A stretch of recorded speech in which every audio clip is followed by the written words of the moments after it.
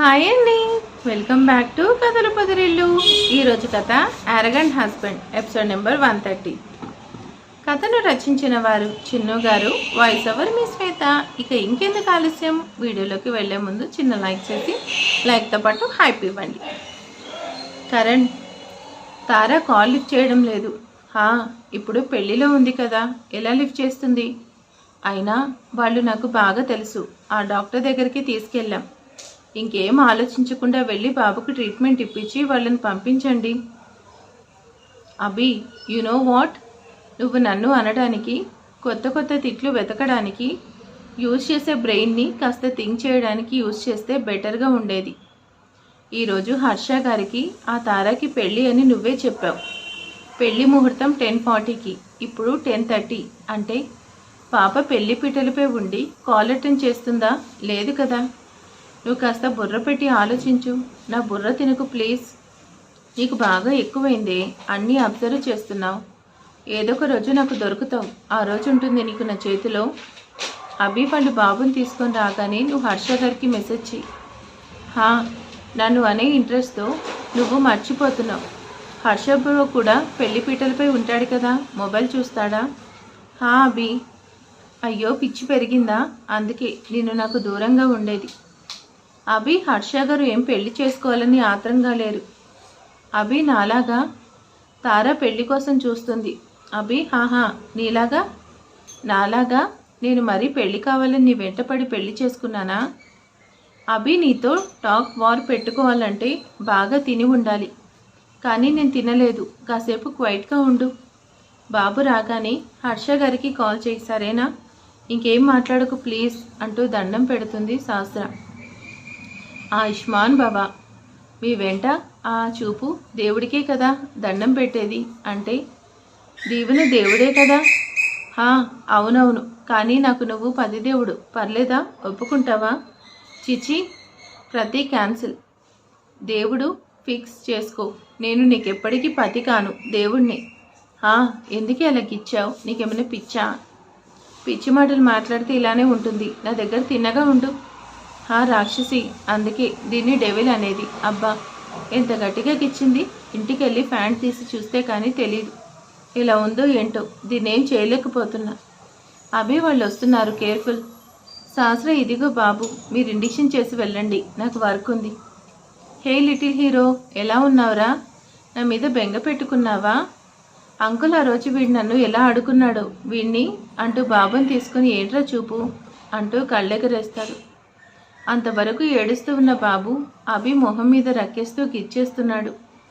ఒరే ఆగరా, స్టార్ట్ చేసావా నిన్ను అంటూ బుగ్గ మీద గట్టిగా కొరుకుతాడు. మీకు సీక్రెట్ చెప్పనా? నాకు పిల్లలు కనిపిస్తే ఇలానే వాళ్ళని కొరికి ఏడిపిస్తాను. వాళ్ళతో కలిసి నేను సేమ్ అలానే చేస్తాను. ఏంటో నాకు అది అలవాటు. అంతలో బాబు ఏడ్చేస్తూ అభి బుగ్గని గట్టిగా కొరుకుతాడు. అభి, వెయిట్, బాబు నాకు ఇవ్వు, నేను చెక్ చేయాలి. బాబుని శాస్త్ర తీసుకుని బుజ్జగిస్తుంటే అప్పుడు కానీ బాబు కాస్త నవ్వుతాడు. What is this uncle? Babu health బాగాలేకపోతే అలా వదిలేశారు? ఏం చేస్తుంది బాబు మదర్ అంటూ చిత్తుని గట్టిగా అడుగుతూ అభికి సైగ చేస్తుంది. అభి కాల్ వస్తున్నట్టు యాక్ట్ చేస్తూ మొబైల్ తీసుకుని బయటకు వెళ్ళిపోతాడు. పంతులు గారు, 1 సెకండ్. జానకి, నువ్వు నీ భర్త పెళ్లి చూస్తూ ఇక్కడే ఉంటే నా మ్యారేజ్ లైఫ్కి దిష్టి తగులుతుంది. నిన్ను వెళ్ళిపోమని చెప్పాను కదా, వెళ్ళు. Harsha, get ready for marry to me. Janaki అదంతా చూస్తూ బాధగా అక్కడి నుంచి లోపలికి వెళ్ళిపోతుంది. అమ్మ అంటూ నివి కూడా వెనకే వెళ్తుంది. జానకి తమ బెడ్రూమ్లోకి వస్తూ అక్కడే బెడ్కి అనుకుని కింద కూర్చుంటూ ఏడుస్తుంది. అమ్మ, అక్కడ చాక్లెట్ పక్కన ఆ రాక్షసి ఆంటీ ఉంది. నువ్వు వచ్చి ఆంటీని లేపేయమ్మా. చాక్లెట్ పక్కన ఆంటీ నచ్చలేదు అంటూ నివి ఏడుస్తూ అంటుంటే జానకి నివిని అక్కున చేర్చుకుంటూ, అలా చేస్తే నీ తమ్ముడు ఎప్పుడు మనకు కనిపించాడు నివి. తమ్ముడు కావాలంటే మీ చాక్లెట్ ఆంటీని పెళ్లి చేసుకోవాలి. అమ్మ, జెర్సీగాడు ఈరోజు మనతో ఉంటే ఆ రాక్షసి ఆంటీ వచ్చేది కాదు కదా. జానకి కళ్ళు ఆగకుండా కన్నీళ్ళు వస్తుంటే కళ్ళల్లో కన్నీళ్ళ మధ్యలో జానకి బెడ్ పక్కన ఏదో మెరుస్తున్నట్టు అనిపిస్తుంటే జానకి కళ్ళు తుడుచుకుంటూ ఆ వస్తువు తన చేతిలోకి తీసుకొని చూస్తూ ఆ రింగ్ని తడుముతుంది. జడ్షిత్ బర్త్డే రోజు బాబుని తీసుకెళ్తుంటే ఆ పెనుగులాటలో తన చేతిలో గుచ్చుకుంటూ జారిపోవడం గుర్తొస్తుంటే ఆ రింగ్ని నమ్మలేనట్టు చూస్తుంది. జానకి అక్కడి నుంచి కళ్ళు తుడుచుకుంటూ హడావిడిగా హర్ష కోసం కిందికి వెళ్తుంది. హర్ష, ఇంకేంటి చూస్తున్నావు? పంతులు గారు తాళి కట్టమంటున్నారు. తీసుకున్న మెళ్ళో 3 ముళ్ళు వేయి హర్ష అంటూ నవ్వుతూ అంటుంటే తార, హర్ష తన కళ్ళెదురుగా ఉన్న తాళిని కోపంగా చూస్తున్నాడు. శ్రావణి, ఇన్ని రోజులకి నీ చావుకి ప్రతీకారం తీసుకుంటున్నా. నిన్ను నాకు కాకుండా చేసిన హర్షకి ఎవరిని లేకుండా చేస్తాను. నిన్ను పెళ్లి చేసుకోను అన్నవాడి చేతే మరో పెళ్లి చేసుకునేలా చేశాను. ఇంకా నువ్వెక్కడున్నా నీ ఆత్మ శాంతిస్తుంది. శ్రావణి, ఈరోజు నాకు ఆనందంగా ఉంది. నువ్వు ఆనందంగా ఉన్నావు కదా శ్రావణి అంటూ ఆనందంగా చూస్తున్నాడు shadow. Come Hari, come Harikrishna, come Janaki కన్న తండ్రి. త్వరగా తాళి కడితే బాబు నీ దగ్గరికి వస్తాడు హర్ష. లేదంటే ఎప్పటికీ రాలేడు. నీకు మరో ఆప్షన్ లేదు. తాళి తీసుకో, తార గర్వంగా అంటుంది. జానకి కలగనలేదు రాముని సతి కాగలని. రాముడు అనుకోలేదు జానకి పతి కాగలడని. ఆనాడు ఎవరో అనుకోనిది ఈనాడు మనకి నిజమైనది.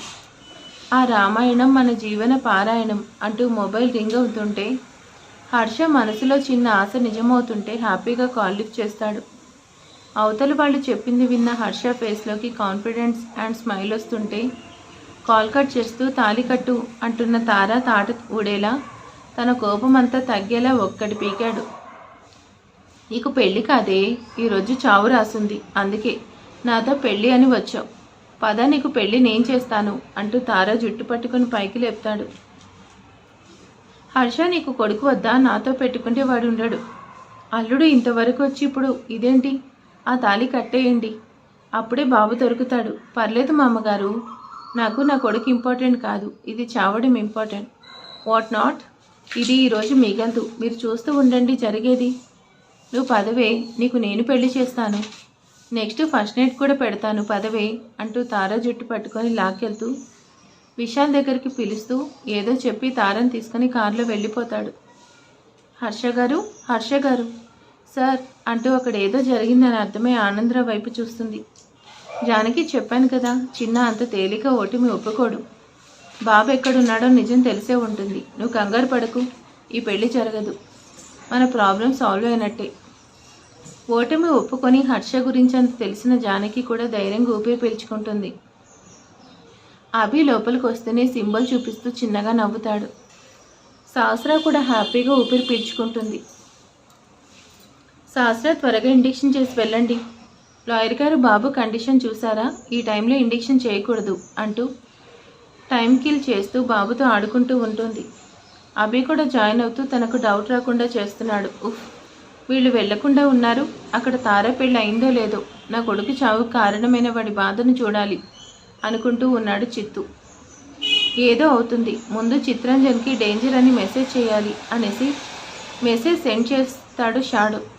సరిగ్గా అప్పుడే విశాల్ వచ్చి మొబైల్ ఆగేసుకుంటాడు.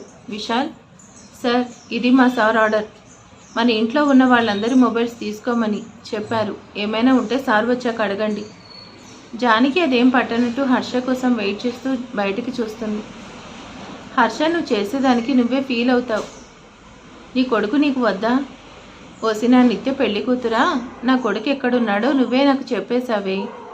ఆ రోజు వీడియో చూపించావు కదా, పాపం నా కొడుకుని నాకు చూపించే హడావిడిలో బ్యాక్గ్రౌండ్లో ఉన్న చిత్రంజన్ గడి కొడుకు విపుల్ ఫోటో మర్చిపోయావు. అది నాకు నా కొడుకు ఎక్కడున్నాడో చెప్పేసింది. ఇప్పుడు వాడు సేఫ్ హ్యాండ్స్లో ఉన్నాడు. ఈరోజు మీ అందరి చాప్టర్ క్లోజ్ చేయడమే బ్యాలెన్స్ అంటూ కారు ఆపుతూ తార జుట్టు పట్టుకొని లాక్కెళ్తాడు. చిత్తూకు వచ్చిన మెసేజ్ డేంజర్ చూసి కంగారుగా బాబుని అడుగుతాడు. అంకుల్, అది అర్జెంట్ ఏముంది, బాబుని ఉండనివ్వండి.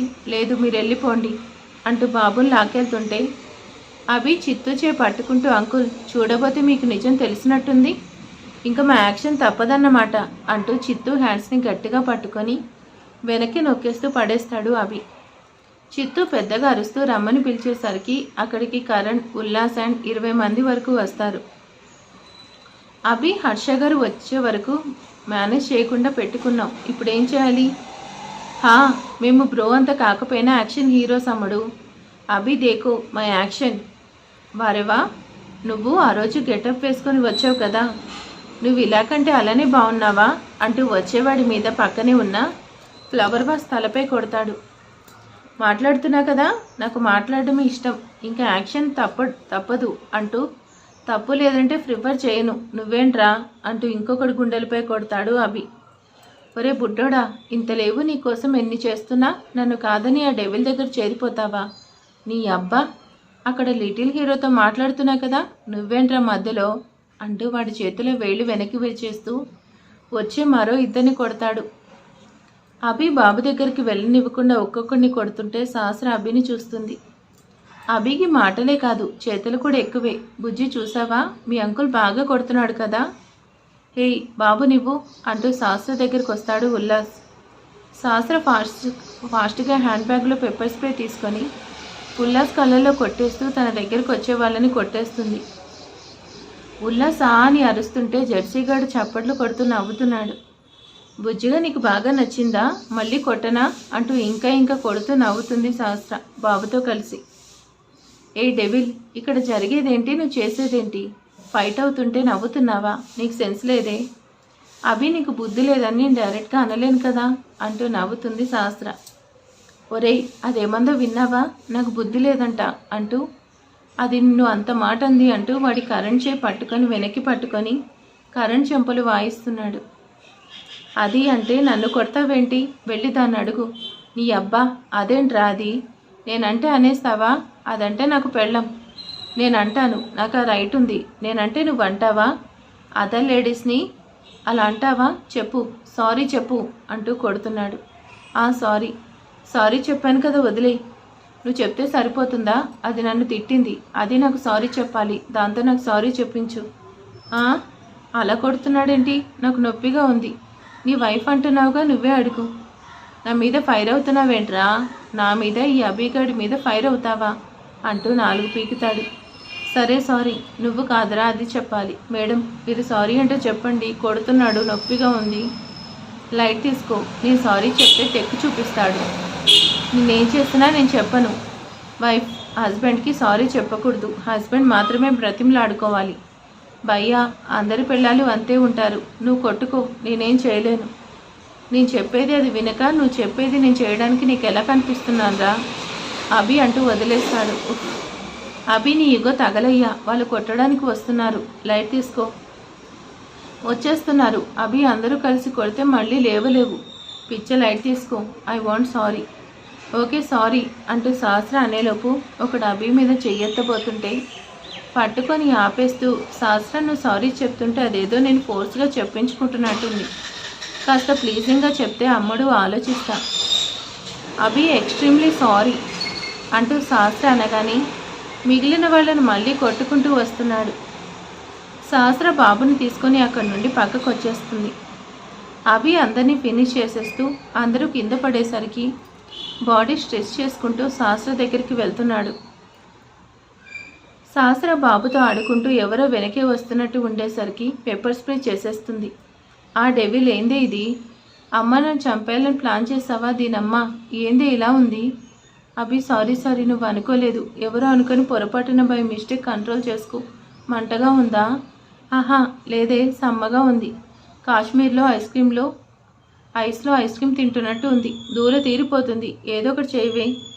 అభి ఏం చేయను, నాకేం స్ట్రైక్ అవ్వడం లేదు. హుసేన్ నీతో సారీ చెప్పించుకున్నా కదా అనేసి మనసులో బాగా గట్టిగా పగపట్టేశావు కదా. ఊరుకో అభి, పగపడితే ఇంకెక్కువ కొట్టేదాన్ని. అభి చూసావా బాబు భలే నవ్వుతున్నాడు. అందుకని ఇంకా కొడతాను అనకమ్మా, పెప్పర్ స్ప్రే అంటే ఎలా ఉంటుందో ఇప్పుడు తెలుస్తుంది. అభి ఆ గెటప్ వేసుకున్నాడు వస్తున్నాడు మన దగ్గరికి, నాకు భయంగా ఉంది, ఇప్పుడు ఏం చేయాలి? భజన చెయ్యి, నాకు స్ప్రే కొట్టడం తెలుసు కానీ వాడికి ఏం చేయాలంటున్నావా అంటూ ఐస్ తెరవడానికి ట్రై చేస్తూ వస్తున్న కరణ్ని పట్టుకోవడానికి ట్రై చేస్తుంటే అదే ఛాన్స్గా అభిని అందరూ పట్టుకొని లాక్ చేస్తారు. నే కొడతావురా అంటూ అభిని కొట్టపోతుంటే సహస్ర అడ్డుగా వచ్చేసరికి సహస్ర చేతిలో బాబుని లాక్కుంటుంటే సహస్ర బాబుని గట్టిగా పట్టుకుంటుంది. అంతలో కరణ్ చేతికి గట్టిగా ఏదో తగిలేసరికి కరణ్ కింద పడుతూ ఎంట్రన్స్ నుంచి వస్తున్న యముణ్ణి తలపిస్తున్న హర్షని అలా చూసి నోట మాట రాక అలానే చూస్తున్నాడు. ఆ క్షణం హర్షని చూస్తుంటే తన చావు నడుస్తూ వస్తున్నట్టు ఉంది కరణ్కి. హర్ష కోపంగా లోపలికి వస్తూనే కరణ్ని చూసి పక్కనే ఉన్న రాడ్ని కరణ్ మీదకి విసిరి తారని మెడపట్టి కిందకు పడేస్తాడు. హర్ష వస్తూ అందరినీ కోపంగా చూస్తూ ఒక్కో అడుగు ముందుకు వేస్తూ వస్తున్నాడు. చాలా రోజుల తర్వాత హర్షని చూడడం వల్లేమో హర్షని చూడగానే చేతులు చాపుతూ ఏడుస్తున్నాడు జెర్సీగాడు. హర్ష శాస్త్ర చేతిలో ఉన్న బాబుని తన దగ్గరికి తీసుకుంటూ ప్రేమగా గుండెలకు హత్తుకుంటూ మొహమంతా ముద్దులు పెడతాడు.